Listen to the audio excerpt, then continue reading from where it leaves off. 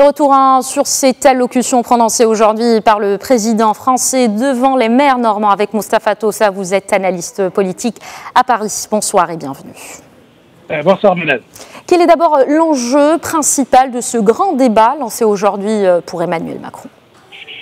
Pour Emmanuel Macron, le président français, ce grand débat national est la recette magique pour sortir de la crise des Gilets jaunes et faire en sorte que les manifestants ne descendent plus chaque samedi dans les grandes villes en France pour protester et parfois pour s'affronter avec la police et casser. Donc ce débat national est une sorte de défouloir où chacun est invité à dire ce qu'il pense de la manière avec laquelle il va falloir gouverner, quelles sont les réformes primordiales, quelles sont les solutions à apporter à la justice fiscale et à un certain nombre de questions, notamment au système politique, à la proportionnelle, à l'utilité du Sénat et du Parlement. Autant de questions qui ont été déjà lancées dans la lettre du président Emmanuel Macron.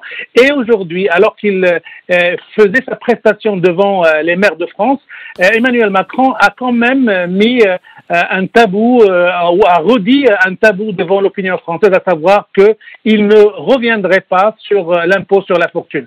Alors pourquoi c'est important? Parce que l'impôt sur la fortune est une exigence, est une revendication cardinale des Gilets jaunes. Ils en font l'emblème de la justice fiscale ou de l'injustice fiscale s'il faut préciser. Et donc Emmanuel Macron leur dit qu'il peut réfléchir à beaucoup de solutions, à beaucoup de choses, mais qu'il ne reviendrait pas sur les décisions qui ont été déjà prises.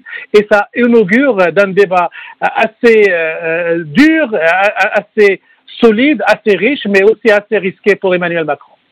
Alors, Moustapha, maintenant, comment les Gilets jaunes et l'opposition française ont-ils réagi après ce grand débat lancé aujourd'hui par Emmanuel Macron?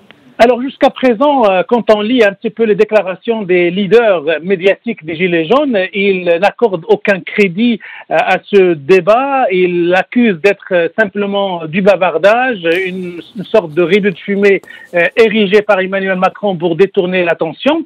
Mais sur le plan des formations politiques, à part le Front National ou le Rassemblement National de Marine Le Pen, extrême droite, et la France Insoumise de Jean-Luc Mélenchon, les autres partis traditionnels de la classe politique française semblent adhérer à la démarche de participer à ce débat.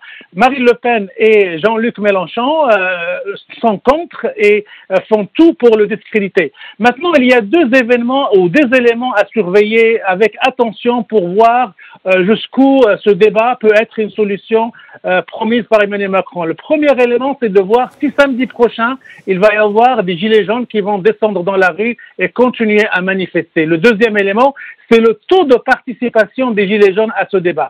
S'ils participent massivement, ils vont lui donner de la crédibilité et donc endosser toute la démarche d'Emmanuel Macron. Mais si jamais ils le boycottent, ils vont le vider de sa substance et donc remettre Emmanuel Macron dans la grande contradiction et dans le grand affrontement qu'il entretient depuis de nombreuses semaines avec le mouvement social intitulé les Gilets jaunes. Merci beaucoup Moustapha Tossa pour toutes ces précisions directes depuis Paris, la capitale française.